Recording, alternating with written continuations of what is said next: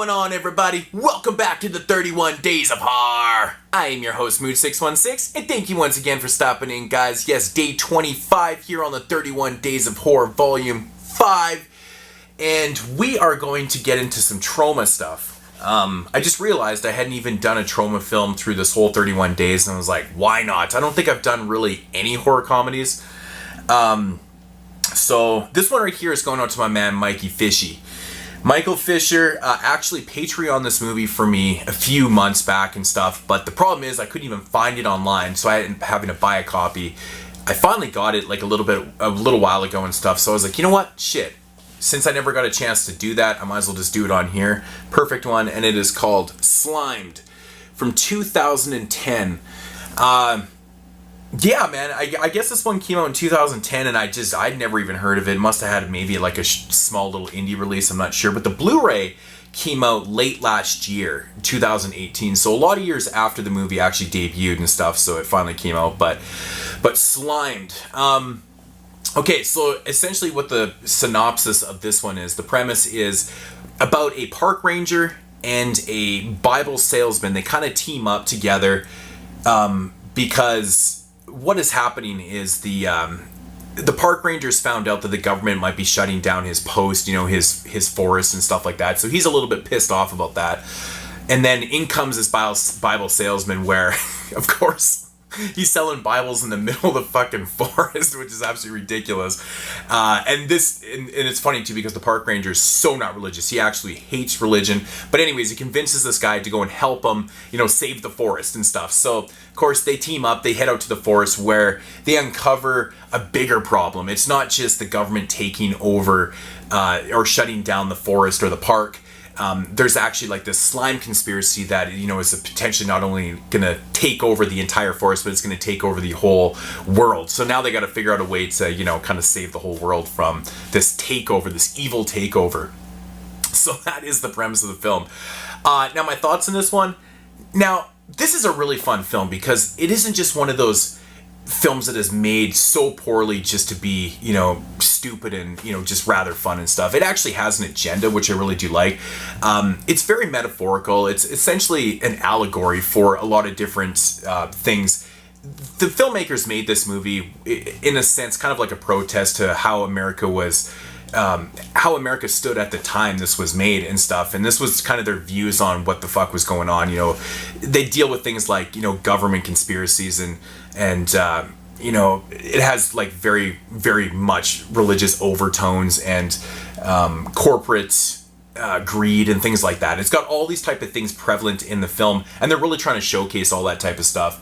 I like that. I really like that. They take a really stupid and Troma approach to it, but that's the fun of it. I mean, you could watch these type of movies with an agenda, you know, with a message and stuff in a serious tone, in a serious manner, and not have fun with them, or you could watch it in a silly manner and actually have fun with them.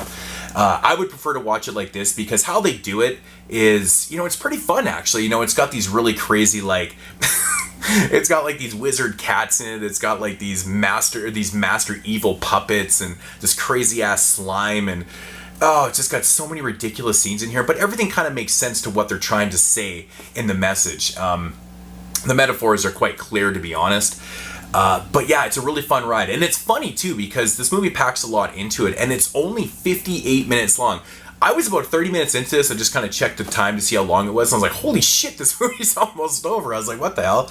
I will say it takes a little bit to get going. It probably takes a good, 25 minutes to get going, you know, between the forest ranger and the Bible salesman. They have a lot of interactions. And by the time shit kind of goes batshit in this film, it's about halfway done, but it is pretty entertaining through the whole thing. Lots of laughs in this. I love the warning on the back of this. It says, warning, featuring slapstick violence, religious insensitivity, unimaginable stupidity, epic laser gun battles, depressed wizard cats, puppet supervillains, and exploding children. What more could you ask for in a film? Because all that shit is actually prevalent. I like it, man. It's like their journey through the forest, and they come across this crazy wizard cat, and they have to go into like through this magical door and stuff, and then of course the evil puppet mouse is basically symbolizing, you know, corporate greed and stuff like that with the slime, and it's really cool how they do it and stuff. And the end of the movie had me fucking rolling. But the funniest shit in the movie, which you're probably getting a glimpse of it on the menu right now, is actually the scene where they come across these kids with these laser guns, and then they end up having to fight them. Well, all these kids just get massacred. It's absolutely ridiculous. But yeah, so everything in this movie, all the acting is super over the top. The dialogue is insanely over the top. The effects are super cheesy. There's green screens. There's just everything going on in that cheesy way and stuff. Bad puppetry, just bad effects, like everything. But at the same time, it's all done purposely like that. But it's done on purpose in a way that it kind of gets you thinking. And like I said, the agenda's there, the motivations are there, which I do respect, because the filmmakers weren't just trying to make a bad movie. They were trying to say something, which I totally 100% respect. I'm not even American, and I really enjoyed this shit too. But yeah, you know, Slimed. I mean, there's not really a whole lot more to say about it. The end of the movie is funny as hell too. I won't give that away. In fact, you can't really say a lot more about the movie because it is so short, you know.